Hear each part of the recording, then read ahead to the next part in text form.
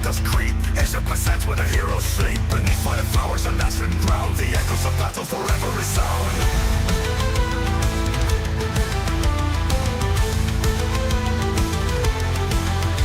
Through the burn of frost and the iron rain, we march as one, not bound by pain. Against the steel fighter spirits rise, for every fallen a new sun will rise.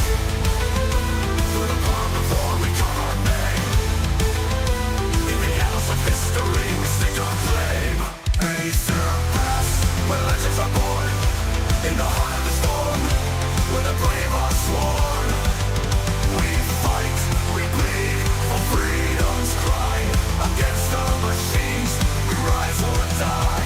Acer pass in the cold dark night. For liberty's flame, we stand and fight. Evening's freedoms, scrap metal collectors.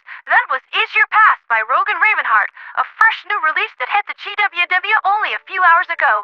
I admit I've been running cripplingly behind today and was urgently searching for a new sound for my intro, and lo and behold, Rogan comes riding to the rescue on a pink fluffy unicorn, dancing on a rainbow, who then whispered sweet audible treats directly into my ears. All heroes wear capes, indeed. So, no sooner do I finish up one broadcast than it is time to make another. Do you see why I was so upset over how far behind on my work that I was? I mean, the last one barely finished transmitting. Now, I'll be honest, I have at wit's end with some of these fighters that I'm trying to shuttle back to Jinji. Some of them are just the worst. But even so, I am glad that I saved them from certain death at the vile claws of Terminids. Their rudeness doesn't force me to compromise on my own principles. I am moved by the best that I am capable of, not the worst that they are capable of. Even when some hick grabbed the base of my tail earlier and lifted me completely off my feet because he wanted to see if it was real, and that really, really hurt. It was, and so was the fist breaking his nose. I may be small, but I hit very hard. That also counts as assault on a SEAF officer, so he'll be doing some time in federal prison before going back home for that little stunt. My personal lows aside, news from the front lines. The counteroffensive on Shelt is proceeding extremely well, with Helldivers hitting a major Automaton power transmission station and blacking out an entire flank that was engaging SEAF forces. Another squad reprogrammed an STS battery and blacked an Automaton supercarrier out of orbit, where it immediately crashed upon a fortress that had just finished construction. So, does that still only count as one? The unpronounceable jungle world of Gaellivare is still in a critically undermanned state pending the outcome of the Shelt defense, and Automatons have landed the lion's share of their offensive army here, expecting to capture this planet, overwhelm the meager SEAF garrison station here, and press on immediately to... I am told it is pronounced like Imber, like fire? Makes sense, it's another fire and ash planet. Joy. Now, something else crossed my desk today that was very unusual. Our partner in news coverage, Galactic Frontline News, intercepted a distress call that was played during the recent major order to recapture Vernon Wells. And before you ask, Officer Ferval, I don't have a backdoor or anything like that to access your files. I just asked Walter nicely and gave him a virtual cookie. He knows he can trust me.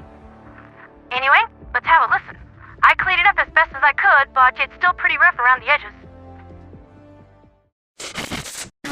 This is Sergeant Torres of the 35th SEAF Division, broadcasting on all emergency frequencies.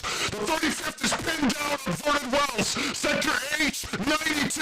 I repeat, Sector H-92. Chaos Diver presence confirmed. We need immediate assistance. No remaining Helldivers present, and all Super Destroyers have left low orbit. We need immediate reinforcements. The Automaton blockade is getting thicker by the minute. Get that thing out of there! We have civilians in need of extraction! Please, get down!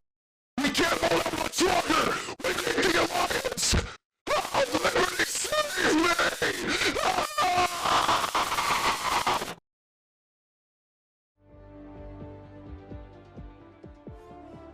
This, however, offers more questions than answers.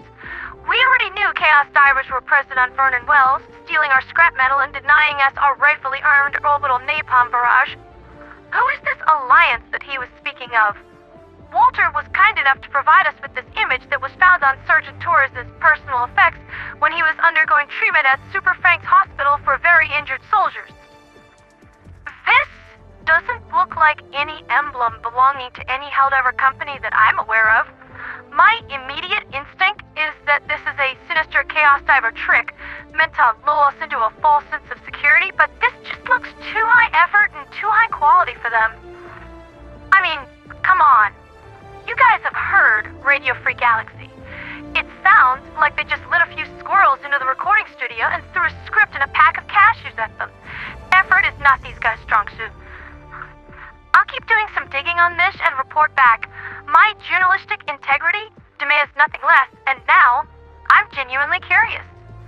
It says that they work for the Ministry of Humanity, so I'll whisper some sweet nothings in the ears of my handlers at the MOT and get them working on this.